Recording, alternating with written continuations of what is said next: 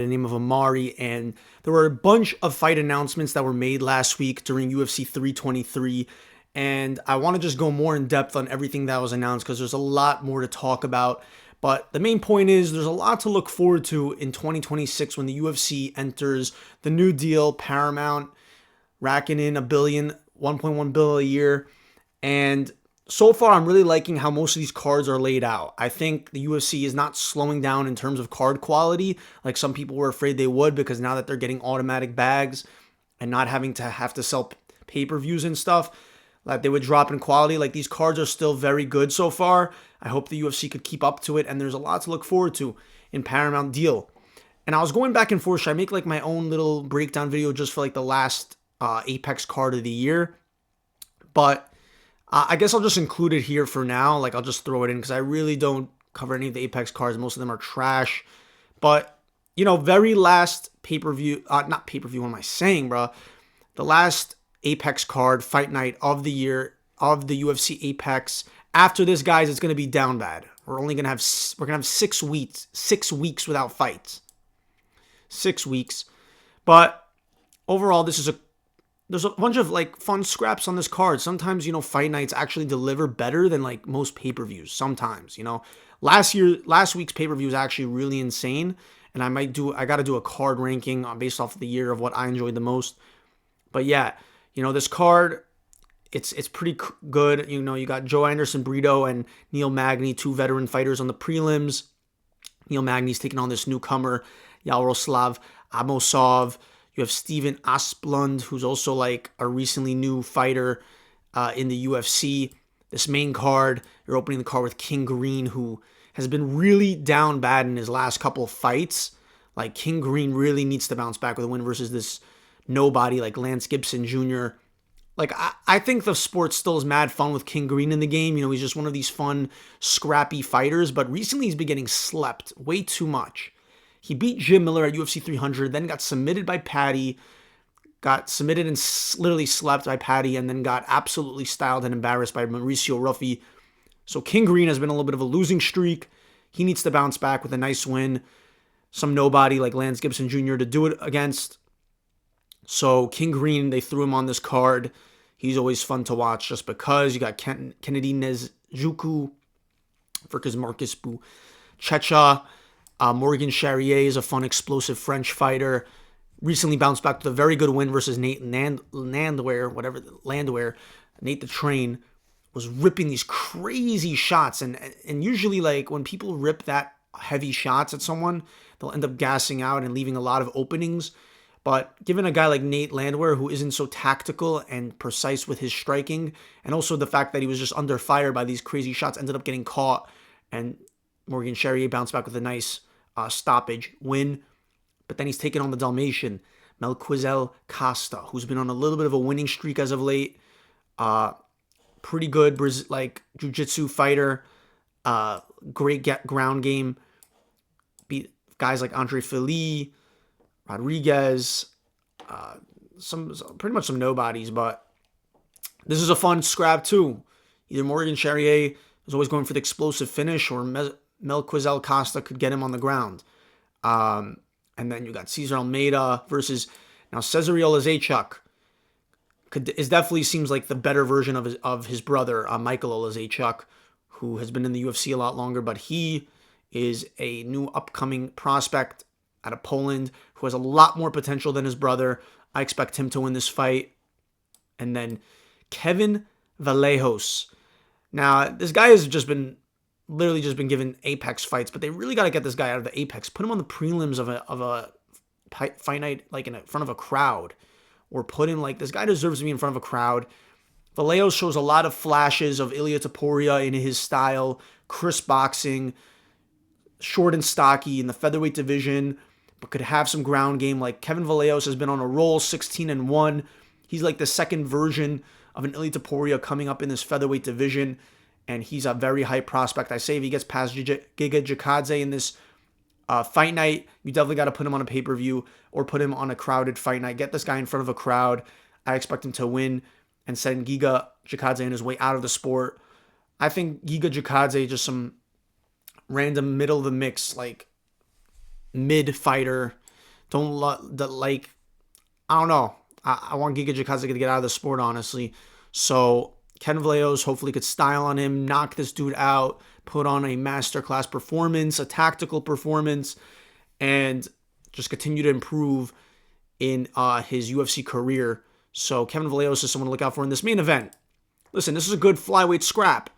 Not saying both of these guys deserve a title shot after, but Manel Kape in his last fight kind of cheated in a way. He was eye-poking Asu Mabayev, and he ended up catching Asu Mabayev on the back foot. So Manel Kape kind of is a dirty fighter. He didn't really have whatever, he got the win, but he's been on a little bit of a win streak, and he has been styling on guys. I'll give him that. And Brandon Royval is always ready to put scrap. He's been one of the most elite flyweights for a very long time in this upper division, but he's already gotten multiple cracks at the belt and has just been sent back way too many times. It feels like any time this guy just gets too close, he ends up just getting sent backwards again. Like, he lost in a short notice fight to Joshua Van, in which Joshua Van now is the champion by fluke, but he's the champion nonetheless. Crazy scrap on UFC 317, one of the best fights. But Royval brought it. He was really on his way to winning that fight. He outstruck Van pretty much in every round. He had a very impressive win over Tyra, which is aging better and better, because Tyra is 17-1, and he just picked up his win versus Moreno. So that ages better and better. And also he beat Moreno. But before that, he lost to Pantoja. That was the second fight. So he had multiple cracks at Pantoja. He lost to Moreno in the first fight, but he's been around for a very long time. He's put on some submission wins, some KO wins. Royval is one of the few flyweight fighters that get some decisions. I mean, not decisions. I keep on mixing that up. He keeps on getting finishes, to be clear. And Manel Kape, you look at his opposition. Listen, since the Mokaev, and that was Mokaev's last fight in the UFC, and then they sent him out. But after that loss, he bounced back with a really showcasing, styling performance on Bruno Silva, where he was literally emoting on him mid-fight. Dos Santos, he has a win over. I feel like he's been in the game a lot longer, but he actually hasn't really been in the fight game that long.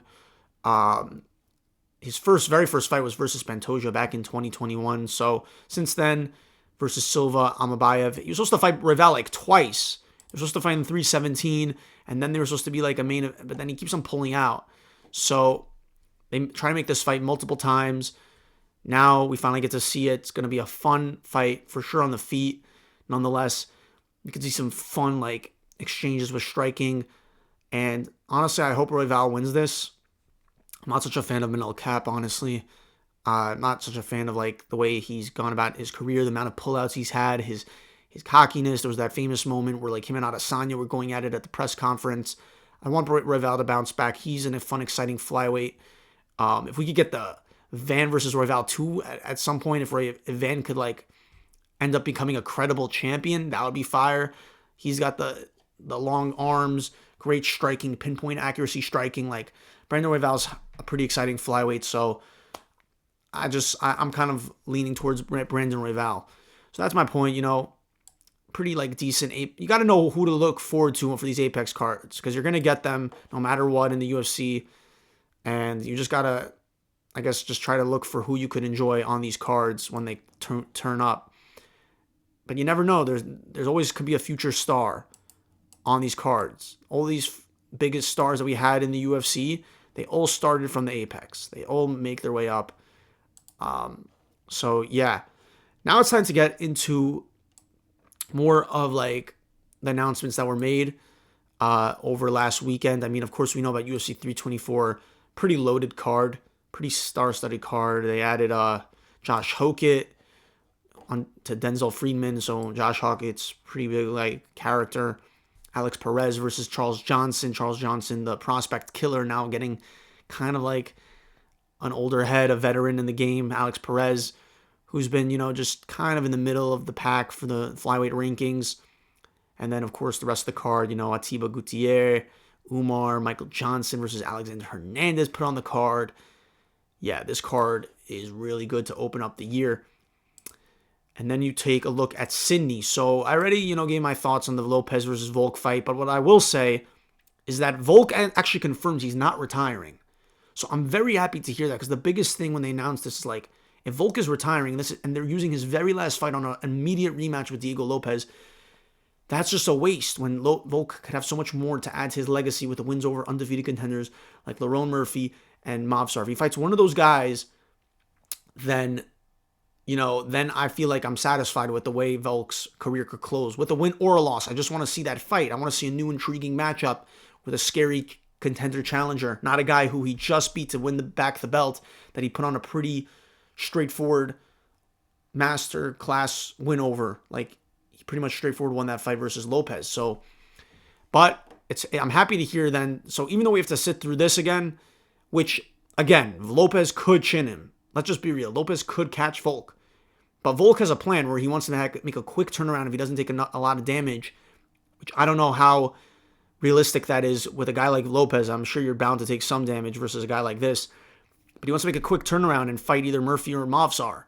And then maybe he's retired. But he actually said he wants a get-back fight with either Islam or Topuria. Don't do that, Volk. Do not do that. Do not try to move up now and again try to chase that double champ status. Just go out on top at featherweight. You at best have 2 more fights left. The way Volk is talking, he might have 3 fights left still.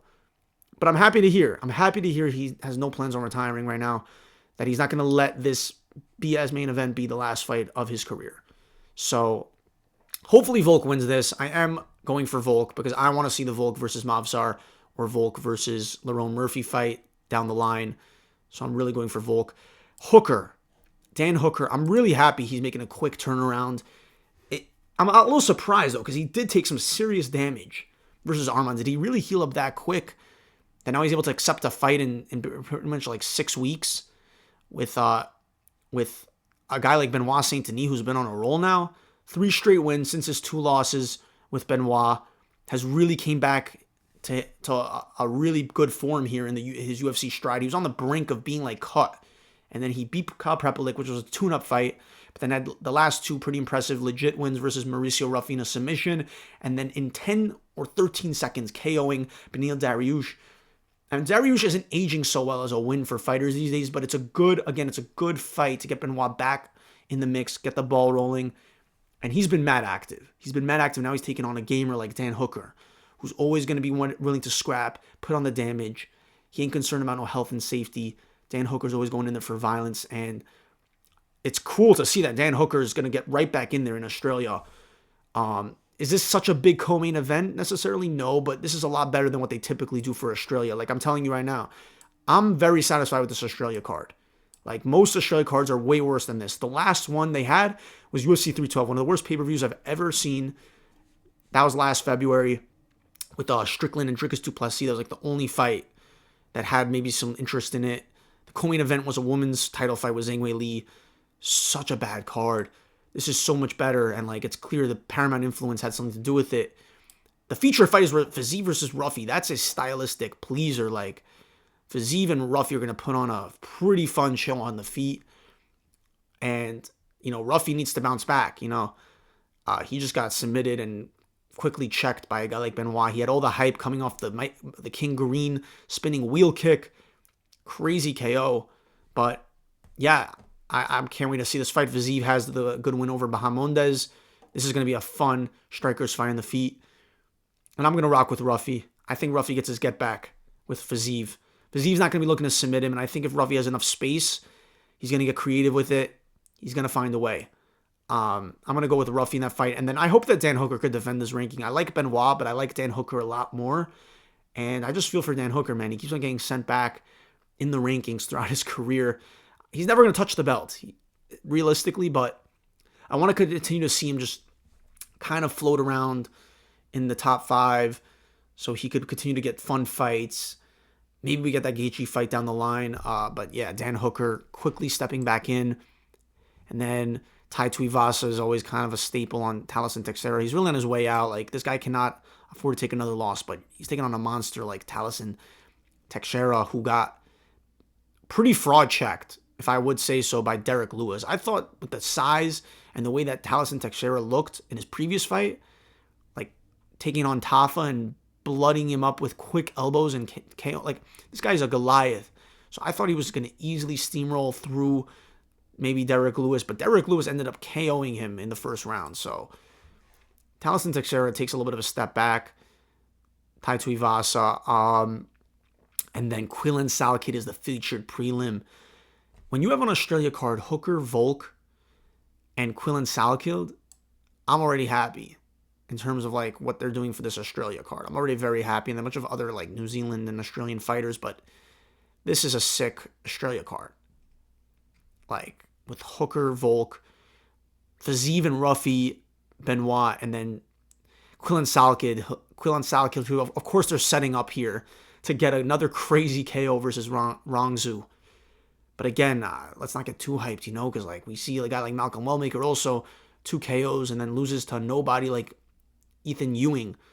But I think Quillan Salakid's built different. I think this guy's going to be smoking another when he gets the win over Rongzhu.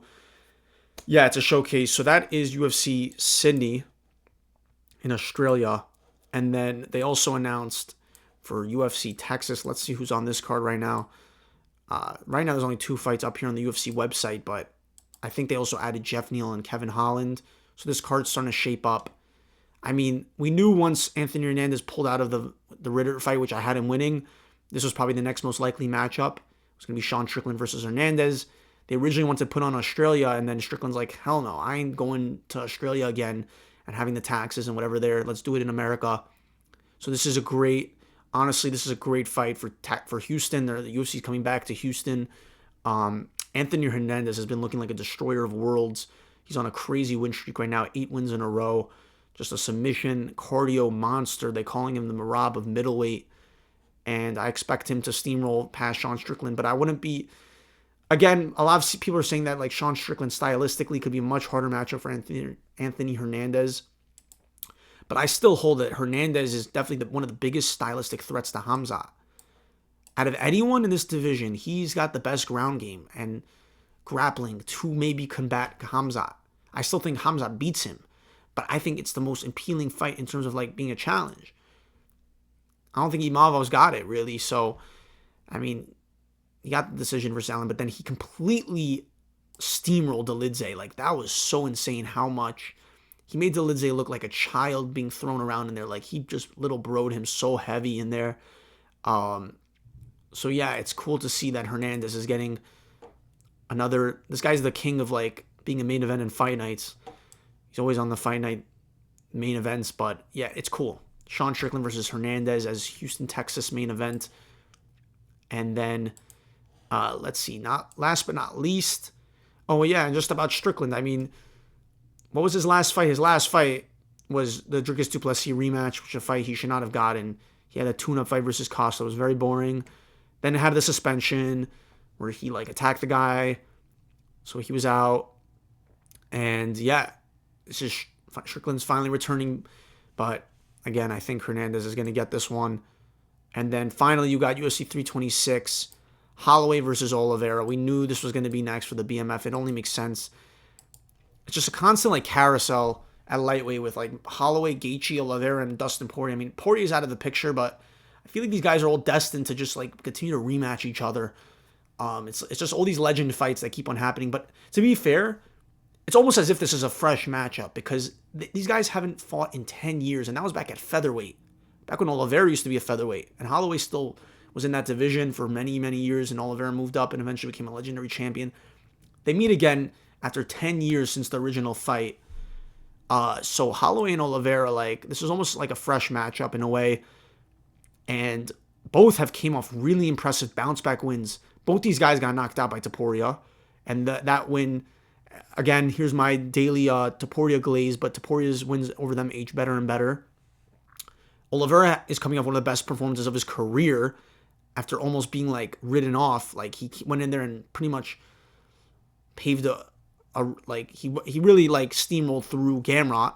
And then Holloway had a really beautiful performance versus Dustin Poirier, pretty straightforward. Like, it was pretty like evident he won that fight. It was definitely a very entertaining fight. There were some moments for Poirier, but overall Holloway had most of the significant strikes and winning most of the rounds in that fight. So pretty decisive wins for both these guys, and both continue to just continue to be some of the most elite and famous fighters in this game.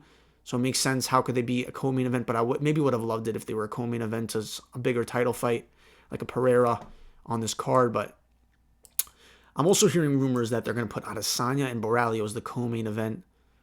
That would be pretty cool, honestly. Like, that makes sense. They probably saved Adesanya for Paramount. And they saved Adesanya for Paramount, like, because why not? Since he's... But Adesanya really needs to get a win versus Borralho if that's really the next fight. Because Adesanya is already on 4 straight losses. Losing to Strickland, Dricus du Plessis, or maybe it's 3 straight. Strickland, du Plessis, and Nasruddin Imavov. Adesanya really needs a win, otherwise he's really washed. He's really, really washed. Like, he's still big enough. Adesanya is still big enough where he's a name, like, he's not big enough to be a main event anymore. He's a co-main, but that's pretty cool to have Adesanya, Holloway, and Oliveira all on the same card for March. And then you could get a bantamweight fight. I'm hearing a lot of people saying maybe Talbot versus Sanhagen. That would be a pretty sick card. If we get all 3 fights of that card in March, that's a fun March card.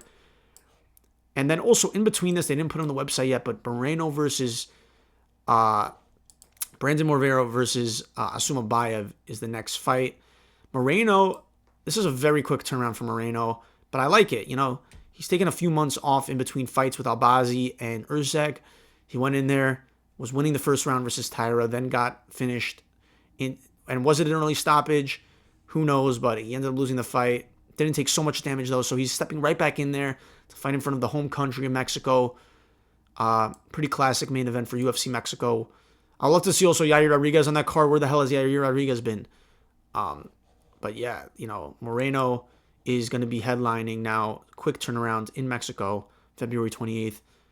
So that's overall my thoughts on a lot of the fight announcements that have come up. So yeah, guys, hope you enjoy the weekend, and let's enjoy this last fight night of the year. And then it's a little bit of a cold period in the UFC world, but then we'll be right back up again in the end of January. See you soon.